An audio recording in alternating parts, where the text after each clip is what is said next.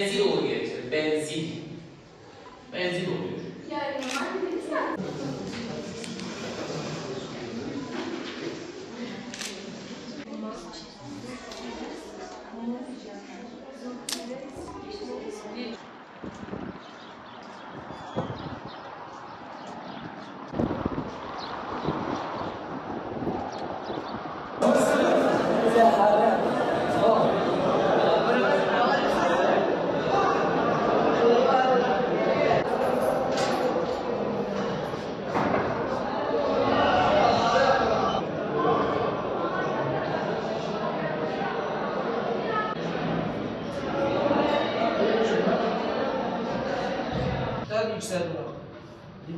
Yüksek potansiyelden düşüğe doğru rakam doğru.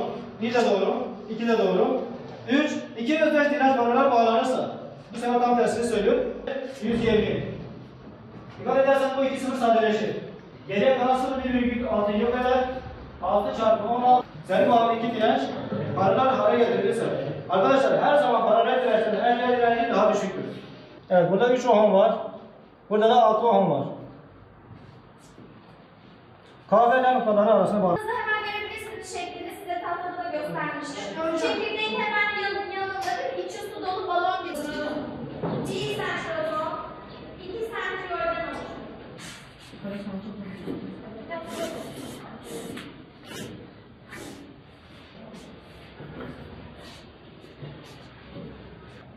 Daha fazla yüksek örneklerim. Yapmak isteyen. Evet.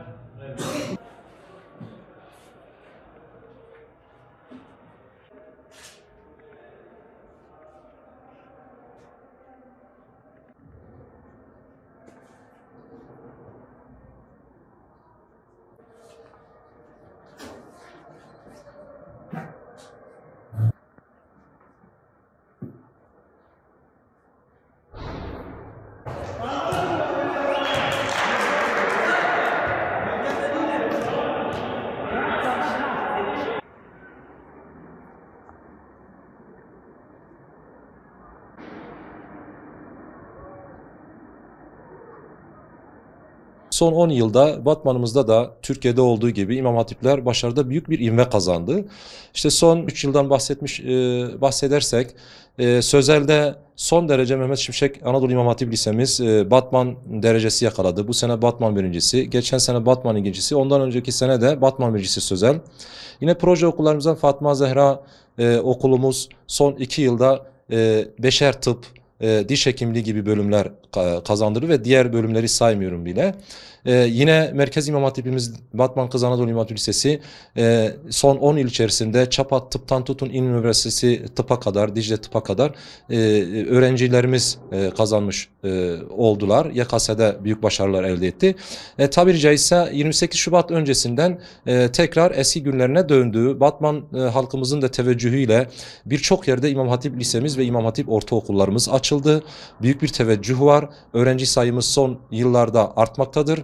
Hatta bazı yerlerde vatandaşlarımızın isteklerini de karşılayamamaktayız. Ama bazı yerlerimizde de öğrenci sayımız biraz azalmakta. Fakat yine de teveccüh büyük oranda artmaktadır. Başarılarımız bu şekilde. Tabii halkımızın kafasında şöyle bir algı var. İşte İmam Hatip Lisesi sanki sadece dini bilgilerin, dini ilimlerin görüldüğü yerler. Efendim bu böyle değil. Yani zaten İmam Hatipler kurulurken maddi ve manevi ilimlerin birlikte yürütüldüğü okullar olarak kuruldu.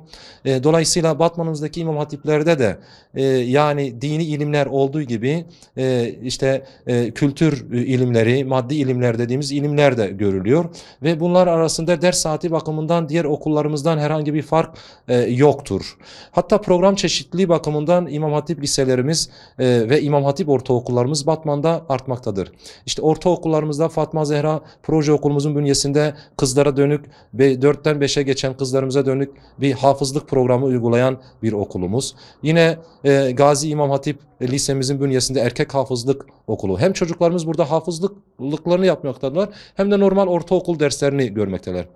Efendim yine spor dalında Veysel Karani İmam Hatip Lisemiz son 10 yılda belki hiçbir okulumuzun kazanamayacağı, yani neredeyse alamadığı madalya kalmadı. İşte son bir hafta öncesinde Mersin'de yapılan güreş müsabakalarında 4 tane Türkiye birincisi, bir tane de Türkiye üçüncüsü, yani 5 tane derece elde ettiler.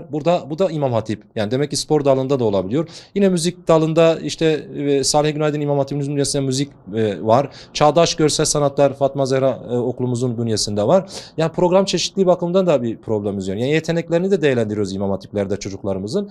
Efendim bazen ders saatleri olarak işte bir problem var mı diyorlar. Ders saatleri bakımından da bir problem yok. Çünkü biz haftada 40 saat ders görüyoruz. Aradaki farkımızı o 40 saatle kapatıyoruz. Yoksa kimyamız da var, biyoloji dersimiz de var, tarih dersimiz de var, edebiyat dersimiz de var, fizik dersimiz de var, matematik dersimiz var.